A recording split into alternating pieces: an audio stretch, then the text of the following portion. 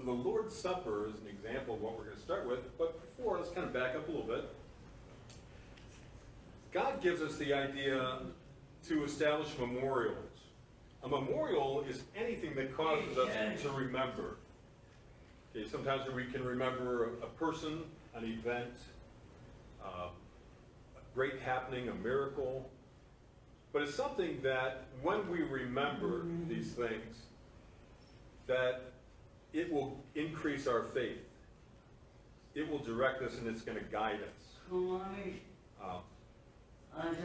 And through those memorials, we can have a successful life in Him because we think of His directions in our life, His promises to us, His Word. His Word is life. And so remembering is very, very important. And so we're going to take a look at some of the ways that... Thanks. So we're going to look at some of the ways that His people in days of old, in the Tanakh or the Old Testament, set up memorials, and then we'll look at some in the Brit HaShah of the New Testament as well. So we just did the communion, and that is a memorial. We're doing it in remembrance of what Yeshua did for us. And so that's a very good example of a memorial. And that's why we did communion today instead of just on the third Sunday. I'd like to take a look right now at an early memorial.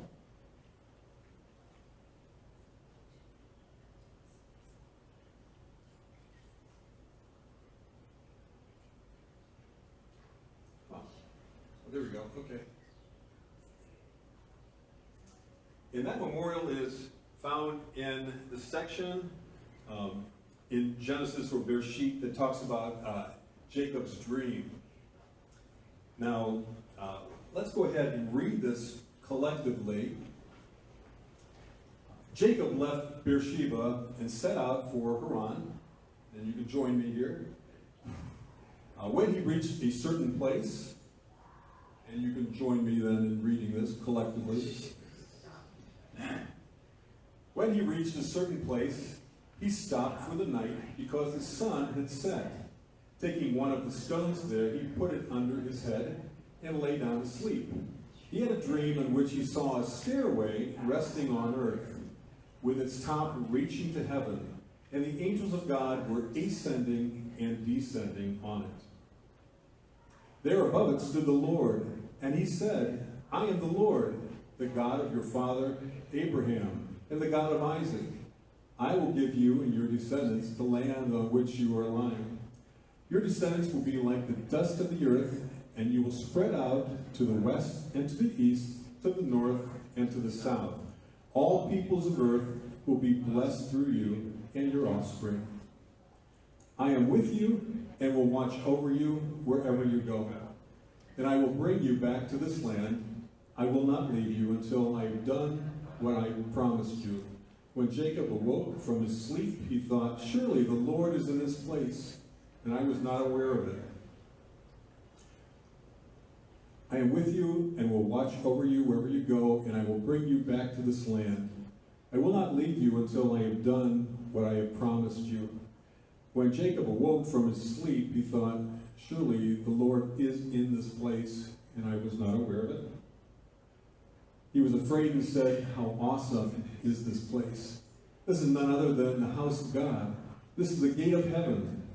Early the next morning, Jacob took the stone he had placed under his head and set it up as a pillar and poured oil on top of it. He called that place Bethel, though the city used to be called Luz. Then Jacob made a vow, saying, if God will be with me and will watch over me on this journey, I am taking and will give me food to eat and clothes to wear, so that I return to my father's household. Then the Lord will be my God, and this stone that I have set up as a pillar will be God's house. And all that you give me, I will give you a tenth. And so we see Jacob, who is most blessed. If we remember the story, that he received the blessing over his brother Esau. And most people remember that as that Esau sold his blessing for a bowl of stew. And so Jacob receives the blessing. Not only does he receive the blessing from his father, but also from his father Isaac, but he also ends up inheriting the blessing given before him to Abraham or Abraham, and that flows now through him, and that then is the future destiny of our Lord and Savior Yeshua, that he's included in that. So he sees this stairway to heaven, and on the stairway he sees angels ascending and descending. And then at the top of that stairway is Yeshua, the Lord himself. And this is showing not only that there is the relationship between heaven and earth that he's creating, but he's also messianically showing the destiny of God's people, that Yeshua will be coming. The Jews used to believe that those angels were ascending and descending because they were marveling at Jacob, and I can understand the point where they would think that he was most blessed to get this legacy, to have this great promise laid on him. And so I can understand how they would think that. So anyway, pretty awesome. And I think it's kind of funny also because the pillar that he slept on became the pillar that he erected. A pillar simply means a standing stone, like a menhir or a triglyph, if you will. We also see later on in Genesis the story of yet another memorial that was created. And this is a different kind of memorial. This is one where he's fleeing from his uncle Laban. If you remember, his uncle Laban wasn't really a great guy, nice guy. He basically tricked him into marrying the daughter that he wanted Jacob to marry, and then had to work 7 extra years to marry the daughter that he wanted to marry, Rebekah. So Leah and Rebekah are now his wives, and we're 14 years later.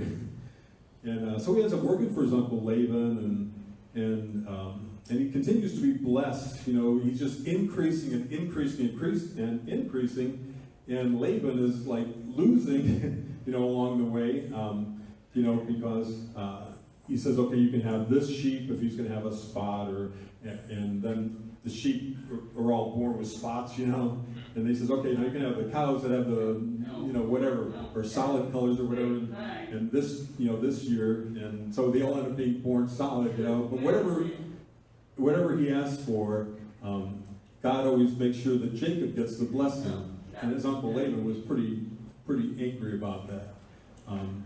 And so, anyway, Jacob gets kind of scared, kind of nervous in verse 31, and he's nervous that something's going to happen, harm's going to happen to him because of this anger that Laban, feels towards him.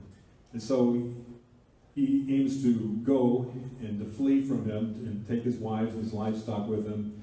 And Laban and his sons, his men, catch up with him. And the long and the short of it is, they end up making an oath to each other. And that oath is at Mizpah. And that oath basically is a curse in itself, because it's saying, may God watch over me and you while we are apart one from another. In other words, it wasn't a very nice thing. It was basically a curse, saying that if you cross over this line here, may he strike you dead. May God get you, It wasn't like a nice blessing. So it was a different kind of memorial. It was a memorial. And so Jacob put up a tall standing stone like a pillar again. And then his sons, Laban's sons, and he put stacks of stones to make a heap of stones there, and that was the memorial for that. Memorials can come in all shapes and sizes. Sometimes they're not even a physical thing. Sometimes it's a celebration or a festival. Our dog had passed away, and this just came in the mail a week and a half ago. And although a memorial to a dog, is of no great importance in the grand scheme of things, it's important to us. But in this, we remember our little dog and how wonderful he was to us, and so it's our personal memorial of him. So memorials can come in all shapes and sizes, but God's memorials, cause us to remember important things that will guide us and direct us. So let's take a look then at yet another memorial here. And this is one that Yeshua is kind of commenting on Jacob's dream. If we can back up here.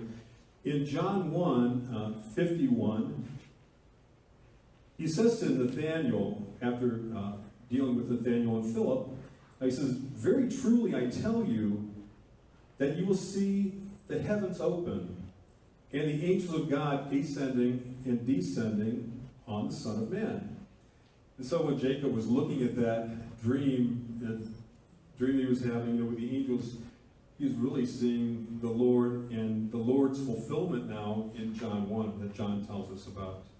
So it's kind of exciting, to see, that tie between the old and the new, and that God from the very beginning had all this planned out, and we have seen the fulfillment now, and we wait for that second coming.